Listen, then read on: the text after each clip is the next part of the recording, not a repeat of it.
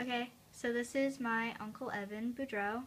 He was in Iraq with my dad in 2004, and he will be answering a few questions about the experience.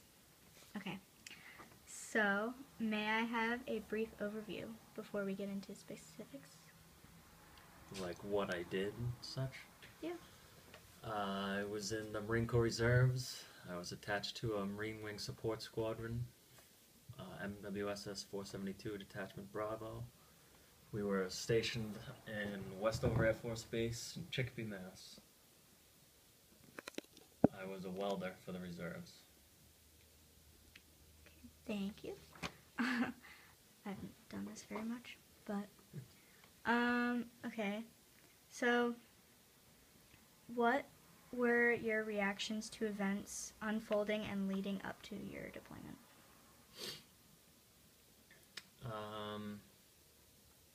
I was pretty surprised that we were getting deployed.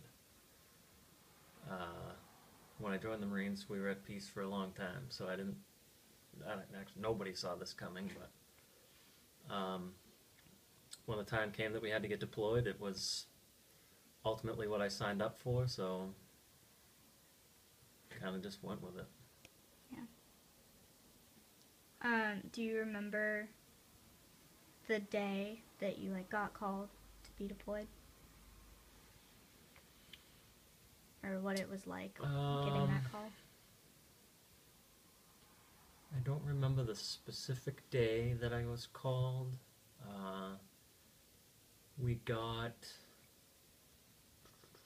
I want to say, like 2, maybe 3 weeks notice that there was a deployment in the works. Technically they only have to give us 72 hours, so it was nice to have that extra heads up to get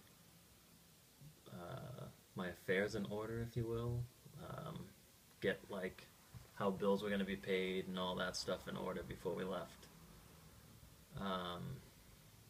It was a little nerve-wracking. I had to have my wisdom teeth pulled and all kinds of stuff before I went, so that was interesting.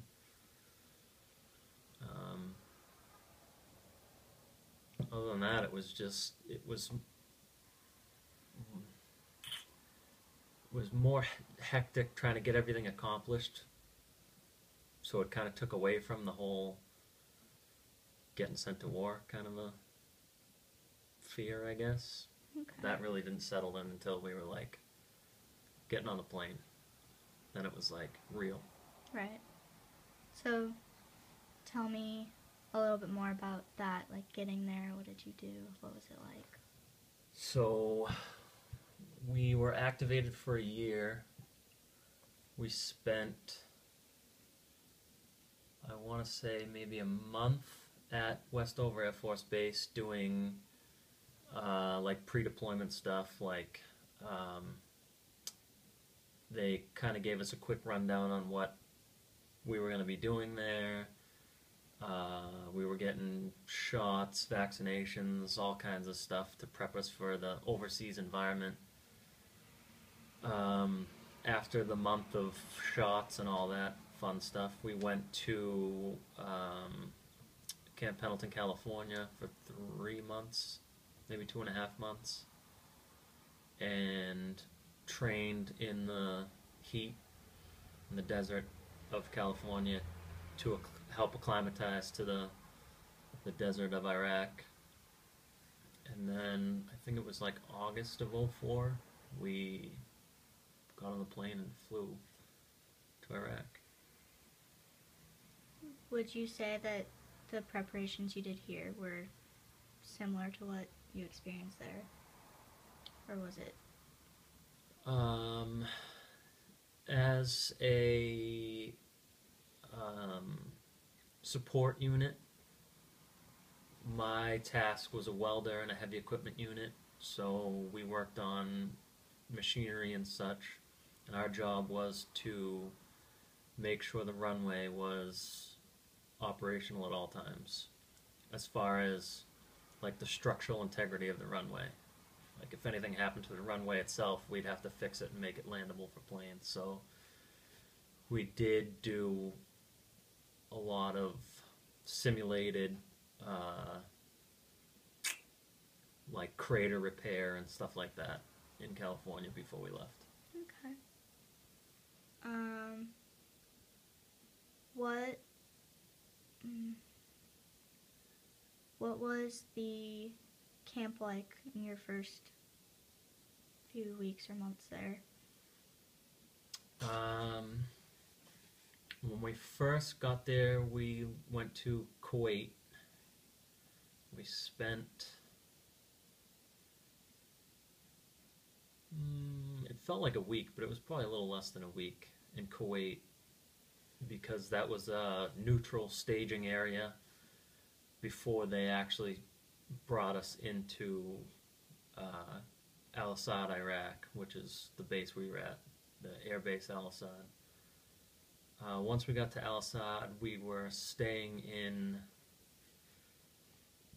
they were like modified shipping containers that had bunk beds and AC units and electricity, and they were relatively comfortable considering we were in the middle of nowhere.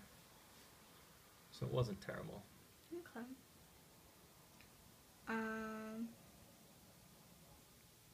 I'll have the smokiness. Alright. I didn't realize how vague these questions were. Yeah. What were some of the, did you go into any villages or? The only time I ever left the base was some of the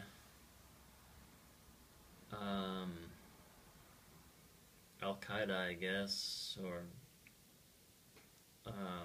blew up the main water main to the base, so it cut off all of our water resource to the base. So as a welder, I was attached to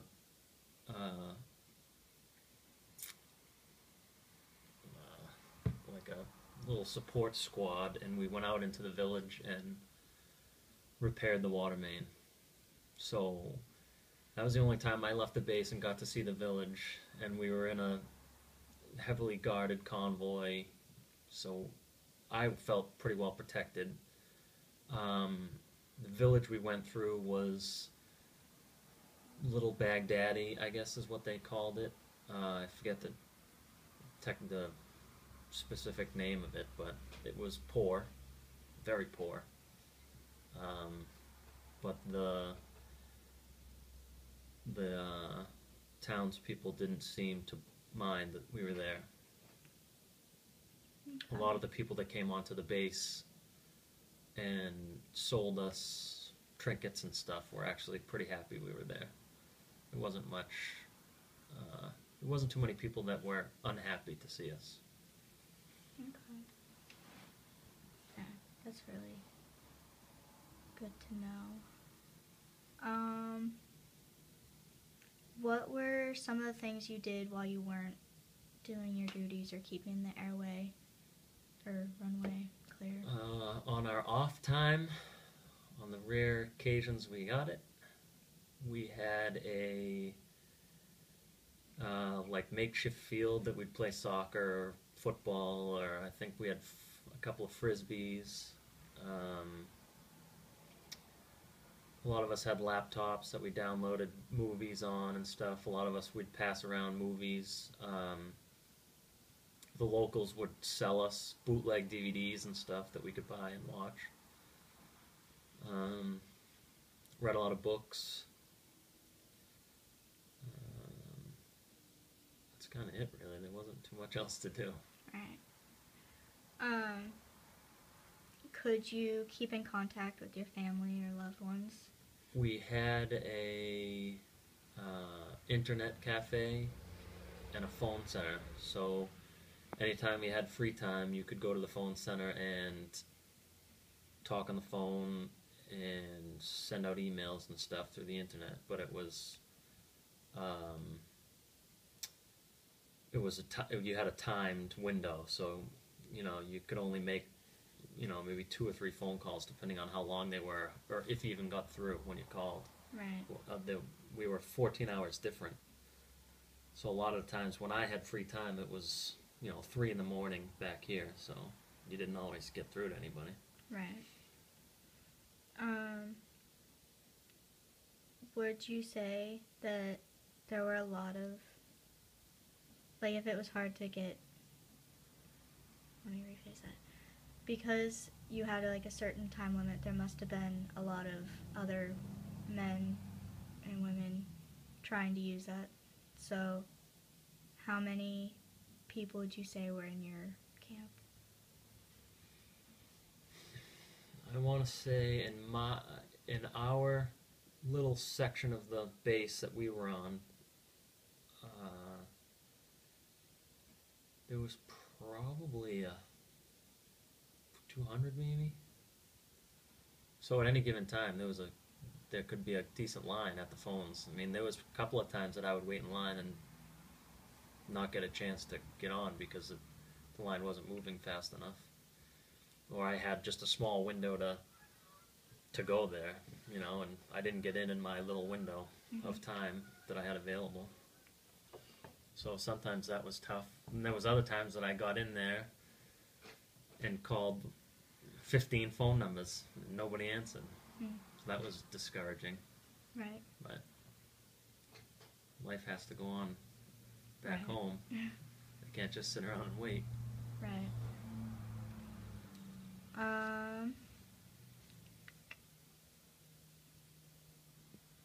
How long were you over in Al-Assad?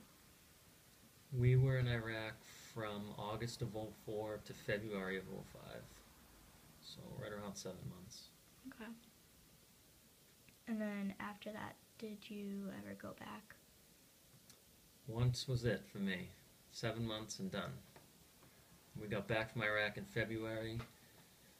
We did a debriefing at Westover Air Force Base for like 2 months, I think. Yeah, it was like 2.5 months or so. And then shortly after that, my obligation to the Marine Corps was over and I didn't re-enlist. Okay. What was it like coming home afterwards? Being over there for so long?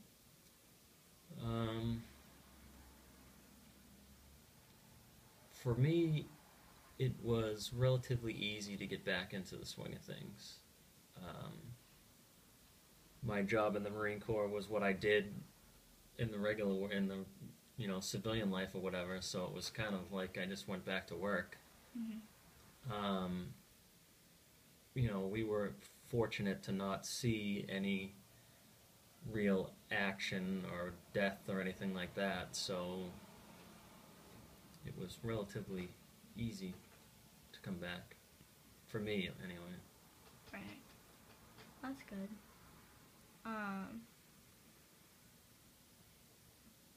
These questions are terrible.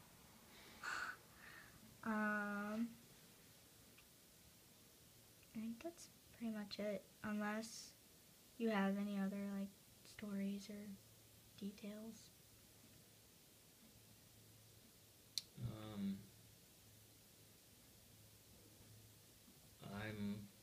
I feel fortunate for the opportunity to go over there. It made me appreciate my life here a lot more.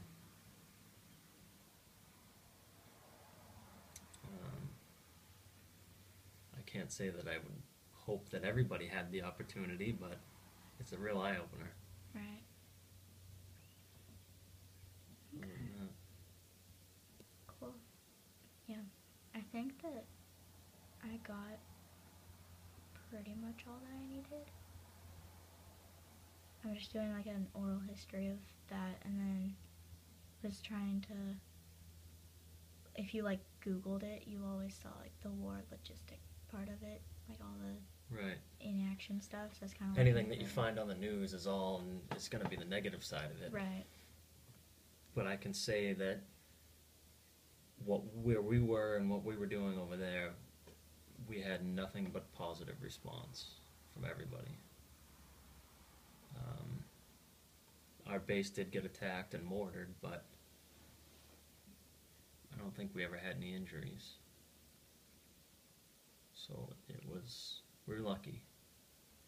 Lucky to be on the logistical side of it, I guess.